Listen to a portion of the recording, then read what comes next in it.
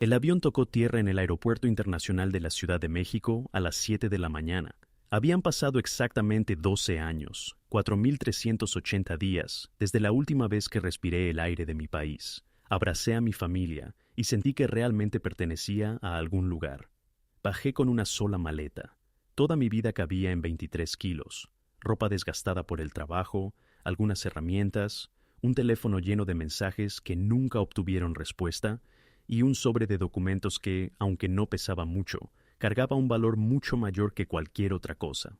Fueron 12 años trabajando en obras de construcción en Berlín, 12 años soportando inviernos interminables y temperaturas bajo cero mientras levantaba edificios de lujo para personas que ganaban en pocos días lo que a mí me costaba varios meses conseguir. Durante todo ese tiempo envié cada euro que podía ahorrar a México. Todo era para mi familia, para mis hijos y para el futuro que imaginaba. Cerca de 3.500 euros al mes, sin faltar una sola vez durante 12 años. Si haces las cuentas, la suma supera con facilidad el 1.000.000 de pesos mexicanos.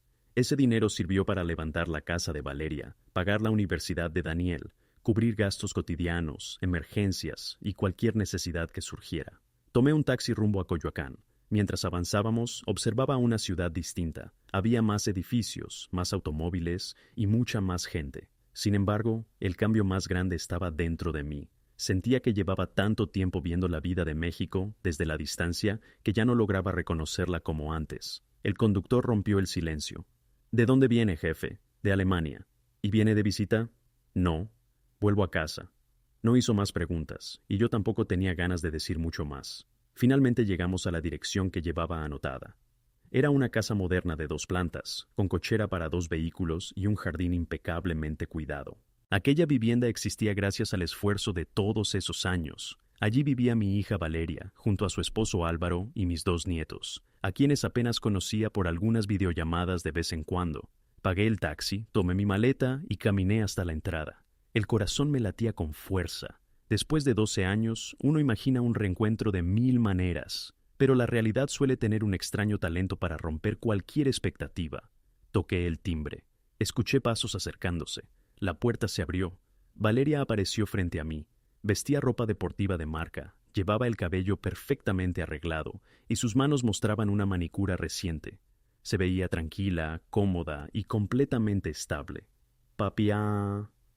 No sonó emocionada, sonó sorprendida, casi incómoda. «Hola, hija». Sentí que la voz apenas me respondía. «Llegué esta mañana. Quería verte». Ella me interrumpió antes de que pudiera terminar. «Ya no tienes nada que hacer aquí. Será mejor que te vayas». Sus palabras me dejaron inmóvil. Seguí sosteniendo la maleta mientras intentaba entender lo que acababa de escuchar. «¿Cómo dices? Lo escuchaste bien.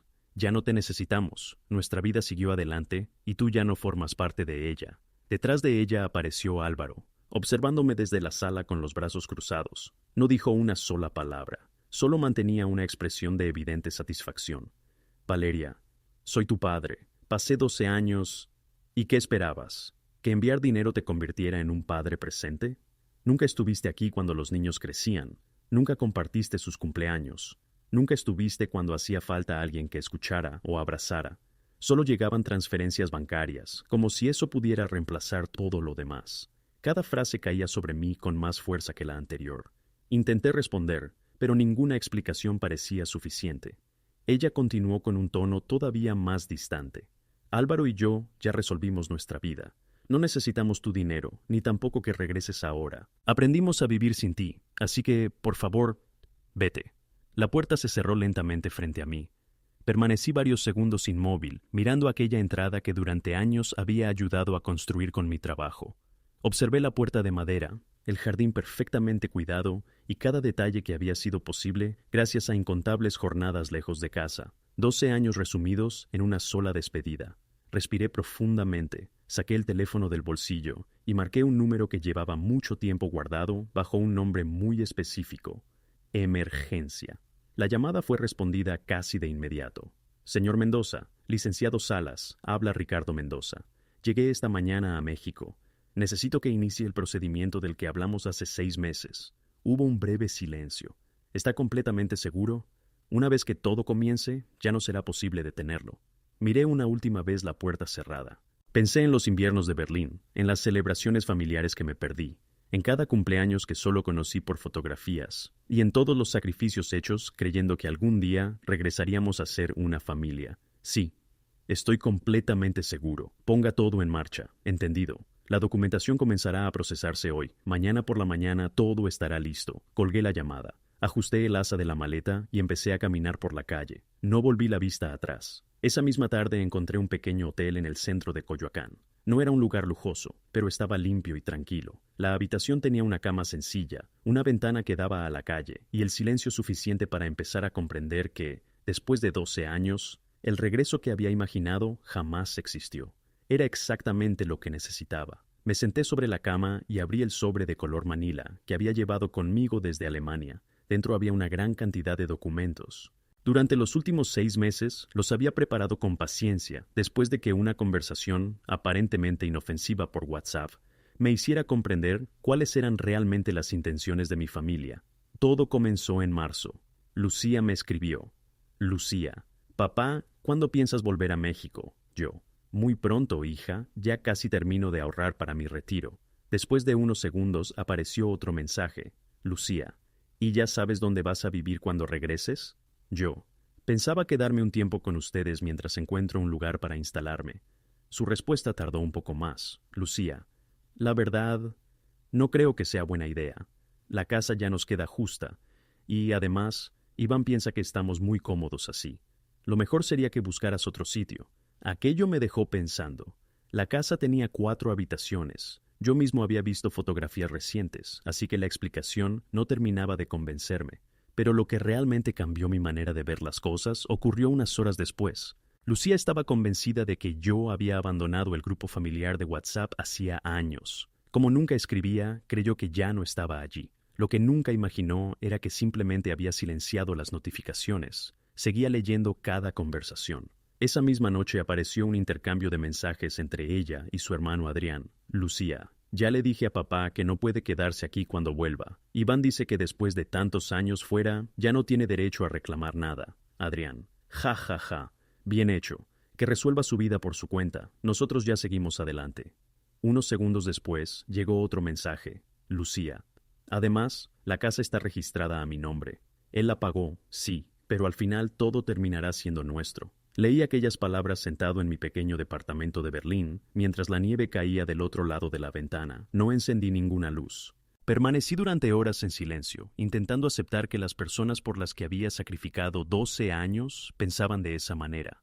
Al día siguiente llamé a un abogado especializado en temas patrimoniales que un compañero de trabajo me había recomendado. Necesito proteger lo que he construido y también tomar decisiones que debí haber tomado hace mucho tiempo. Durante los siguientes 6 meses trabajamos con absoluta discreción.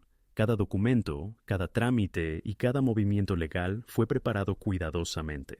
Mientras tanto, seguí enviando mis transferencias mensuales como siempre, sin mostrar el menor cambio. Lo que Lucía y Adrián desconocían era un detalle fundamental. Aunque la vivienda figuraba asociada a Lucía, el proceso legal para completar la transferencia de la propiedad nunca había terminado. Yo había pagado cada peso de aquella casa, pero el registro definitivo seguía pendiente porque jamás autoricé el último paso del trámite. Ellos estaban convencidos de que todo era suyo. La realidad era muy distinta. Lo que tampoco imaginaban era que la decisión de cerrarme la puerta cambiaría el rumbo de sus vidas mucho antes de lo que esperaban. Aquella noche, ya instalado en el hotel, mi teléfono comenzó a vibrar cerca de las 11. Era un mensaje de Lucía. «Papá, ¿dónde estás?» No respondí. 5 minutos después, llegó otro. «Por favor, necesito hablar contigo. Es muy importante». Guardé el teléfono y me acosté. Por primera vez en 12 años, dormí sin pensar en el despertador de las 5 de la mañana, sin preocuparme por la siguiente jornada de trabajo, ni por revisar cada día el valor del euro. También descansé sin cargar con la culpa de haber pasado tantos años lejos de casa. Fue el sueño más tranquilo que recordaba en muchísimo tiempo. Cuando desperté a las 7 de la mañana siguiente, el teléfono estaba lleno de notificaciones. Lucía me había llamado 24 veces durante la noche. También había enviado 17 mensajes. Iván había escrito 8. Adrián, 6 más. Mientras tomaba café en el lobby del hotel, empecé a leerlos. «Papá», contesta, «por favor. Necesitamos hablar contigo de inmediato». «¿Qué hiciste?» «Por favor», responde. Uno de los mensajes de Adrián decía simplemente: Lucía está llorando. Llámanos. Entre todos apareció uno que llamó especialmente mi atención. Recibimos una notificación del banco. Dice que la casa sigue registrada legalmente a tu nombre y que el proceso de venta ya comenzó. Dime que esto no es cierto. No pude evitar sonreír. Todo estaba ocurriendo exactamente como había sido planeado. Marqué el número del licenciado Rojas. Buenos días.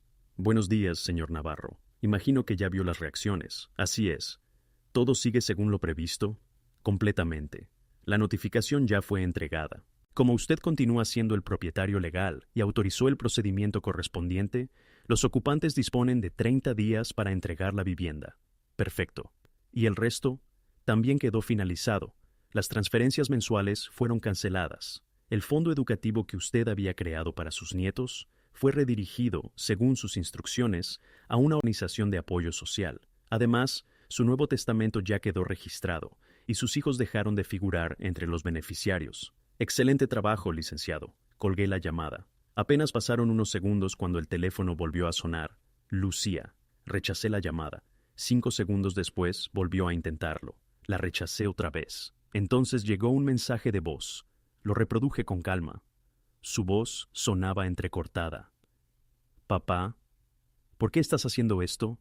Tengo 2 hijos. No podemos perder la casa. Por favor. Escúchame. Por favor. Llámame. Tenemos que hablar. Perdóname por lo que dije ayer. Estaba molesta. No hablaba en serio. Escuché el mensaje hasta el final y luego lo eliminé. En ese momento comprendí el mayor error de mi vida. Había entregado 12 años de esfuerzo creyendo que mi familia valoraba mi cariño, cuando en realidad solo parecía importarles el dinero que llegaba cada mes. A las 10 de la mañana ocurrió lo inevitable. Isabel y Sergio aparecieron en el hotel. No sé cómo descubrieron dónde me estaba hospedando, pero entraron al lobby buscándome con evidente desesperación. Me encontraron sentado cerca de la recepción, disfrutando tranquilamente de mi segundo café del día. «Papá».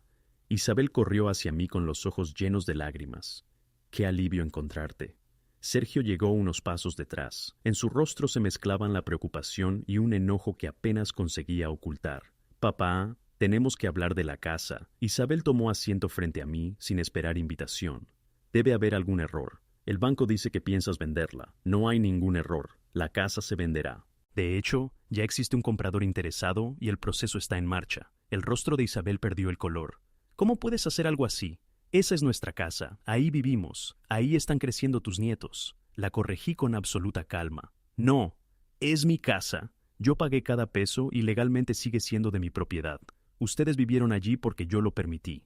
Y esa decisión terminó el día en que me cerraste la puerta». Sergio se inclinó hacia adelante. «Esto es una represalia. No puedes dejar a tu hija y a tus nietos sin un hogar solo porque te sentiste ofendido». Repetí lentamente sus palabras. «Porque me sentí ofendido. Durante 12 años trabajé bajo temperaturas extremas en Alemania. Viví en un cuarto diminuto. Gastaba lo mínimo posible para poder enviarles casi todo lo que ganaba. Renuncié a cumpleaños, reuniones familiares, celebraciones y momentos que nunca volverán. Todo pensando en ustedes. Y te lo agradecemos, papá», comenzó a decir Isabel. La interrumpí. «¿De verdad? Entonces explícame los mensajes que le escribiste a Rubén. Aquí ya no lo necesitamos. Que haga su vida. Al final, la casa será nuestra». Su expresión cambió por completo. «Papá, yo...» ¿Eso qué era? ¿Un malentendido? ¿O simplemente escribiste lo que realmente pensabas? Porque cuando ayer me cerraste la puerta, confirmaste cada una de esas palabras. Las lágrimas comenzaron a correr por su rostro. «Perdóname, estaba confundida. Sergio insistía en que si te dejábamos entrar, ya nunca te irías». Giré la mirada hacia él. «Así que fue idea tuya». Sergio permaneció en silencio. «Déjame hacerte una pregunta. ¿Cuántas mensualidades del automóvil que manejas salieron del dinero que yo enviaba?». No respondió. «¿Y cuánto capital recibió tu negocio gracias a esas mismas transferencias?». Otra vez, silencio. Eso imaginaba. Me puse de pie. La conversación terminó. «Tienen 30 días para dejar la casa. El nuevo propietario piensa remodelarla, así que será mejor que comiencen a organizar sus cosas». Me alejé sin esperar respuesta. Fue en ese instante cuando mi hija descubrió que el hombre al que había subestimado llevaba mucho tiempo pensando varios pasos por delante. Los días siguientes fueron un auténtico torbellino para Isabel y Sergio. Las llamadas no se detenían, los mensajes llegaban a cualquier hora. Intentaban convencerme, pedir otra oportunidad o cambiar mi decisión, pero esta vez no iba a retroceder. El licenciado Morales me mantenía informado de cada movimiento. Intentaron contratar a un abogado para detener la operación. No encontraron ninguna irregularidad. Toda la documentación estaba perfectamente preparada. Después, Isabel acudió al banco con la esperanza de conseguir un crédito para comprar la vivienda. Su solicitud fue rechazada, no cumplía con los requisitos financieros necesarios. Sergio buscó otras alternativas legales para retrasar el proceso. Ninguna prosperó. Todo se estaba desarrollando exactamente como correspondía. Cada actualización me confirmaba que, por primera vez en muchos años, estaba tomando decisiones pensando también en mí. Sin embargo, alrededor del día 15 ocurrió algo que cambió mi manera de ver la situación. Recibí un video enviado por Isabel. En la grabación aparecían mis dos nietos. Con apenas 6 y 9 años, preguntaban entre lágrimas por qué tenían que mudarse y por qué el abuelo, al que apenas conocían, ya no iba a estar cerca de ellos. Aquello me golpeó profundamente. Ellos no eran responsables de los errores de los adultos. Tomé el teléfono y llamé al licenciado Morales. Necesito hacer algunos cambios. Lo escucho. La venta continúa exactamente igual. Eso no se modifica. Pero quiero crear un fideicomiso para mis nietos. 500,000 pesos para cada uno. Solo podrán disponer de ese dinero cuando sean mayores de edad y únicamente para estudios o para ayudarles a comenzar una vida independiente. Quiero que el fondo sea administrado por un tercero imparcial. Ni Isabel ni Sergio podrán utilizar un solo peso, perfectamente entendido. Hoy mismo comenzamos el trámite. Después hice otra llamada. Esta vez fue a Isabel. Escúchame con atención. La venta sigue adelante. No cambiará. Pero encontré un departamento en renta en Tlalpan. Yo cubriré los primeros 6 meses. Después ustedes deberán hacerse cargo. Será la última ayuda que recibirán de mi parte. No lo hago por ti ni por Sergio. Lo hago únicamente por mis nietos. Del otro lado de la línea solo escuché llanto. Gracias, papá. No me des las gracias. Y no confundas este gesto con un perdón. Los niños nunca tuvieron la culpa. Ustedes sí. A partir de hoy dejo de ser la persona que resolvía todos sus problemas con una transferencia bancaria. Terminé la llamada. En ese momento comprendí algo que había tardado demasiado en aprender. No era un hombre débil. Simplemente había pasado muchos años confundiendo amor con sacrificio sin límites. Y finalmente había aprendido a ponerlos. Poco tiempo después, la casa fue vendida por 2.8 millones de pesos. Con ese dinero inicié un pequeño negocio de consultoría en construcción. Una etapa completamente distinta de mi vida, construida esta vez pensando también en mi propio futuro. Decidí aprovechar toda la experiencia que había adquirido durante mis 12 años en Alemania. Con los ahorros restantes, renté un pequeño departamento para mí en la zona de la Condesa. No era un lugar enorme ni lujoso, pero era tranquilo, cómodo y, sobre todo, era un espacio donde podía comenzar una nueva etapa sin depender de nadie. Isabel y Sergio se mudaron al departamento que les había conseguido. Los primeros meses no fueron sencillos para ellos. Por primera vez, tuvieron que enfrentarse a la vida sin tener la seguridad de que alguien aparecería para resolver cada problema. Sergio consiguió un segundo empleo para cubrir sus gastos. Isabel comenzó a preparar y vender repostería desde casa. Poco a poco descubrieron algo que yo había aprendido muchos años atrás, que la estabilidad no aparece por casualidad, se construye con esfuerzo diario. Durante 8 meses no tuve contacto con ellos. Necesitaba tiempo, no para castigar a nadie, sino para entender qué tipo de relación podía existir después de todo lo ocurrido. Entonces, una tarde, recibí un mensaje de Isabel. Papá, sé que quizás no merezco que me respondas, pero si algún día quieres conocer realmente a tus nietos, no como la persona que enviaba dinero cada mes, sino como un padre y un abuelo de verdad, nos gustaría verte, sin presión, sin esperar nada, solo si tú quieres. Leí ese mensaje muchas veces. Pensé en todo lo que había pasado, en los años que perdimos, en las decisiones equivocadas. Finalmente respondí. Sábado, 3 de la tarde, Parque México. Trae a los niños. 5 años después, mi vida es completamente diferente. Hoy tengo 64 años. Mi negocio de consultoría en construcción funciona bien. No soy una persona millonaria, pero vivo tranquilo con lo que he conseguido. Veo a mis nietos 2 veces al mes. Vamos al cine, caminamos por el parque, compramos helados y hablamos de sus cosas. Poco a poco están descubriendo quién soy realmente. No el hombre que aparecía en una pantalla enviando dinero, sino la persona que siempre estuvo detrás de esas transferencias. Con Isabel tengo una relación tranquila. No es igual que antes de irme a Alemania. Probablemente nunca volverá a hacerlo, pero ahora existe algo que antes faltaba: respeto. Ella entendió que las decisiones tienen consecuencias, y yo aprendí una lección que tardé demasiado tiempo en aceptar. Ayudar a alguien no significa permitir que te utilicen. ¿Me arrepiento de esos 12 años en Alemania? No. Aquellos años no fueron una pérdida. Me enseñaron disciplina, resistencia y me demostraron de lo que era capaz. Porque mi valor nunca estuvo en la cantidad de euros que envié, ni en las cosas materiales que pude comprar. Mi verdadero valor estaba en algo mucho más importante: mantener mi dignidad incluso cuando otros dejaron de verla. Si esta historia te hizo pensar, compártela y suscríbete para conocer más relatos como este. Cuéntame qué decisión habrías tomado tú en una situación así.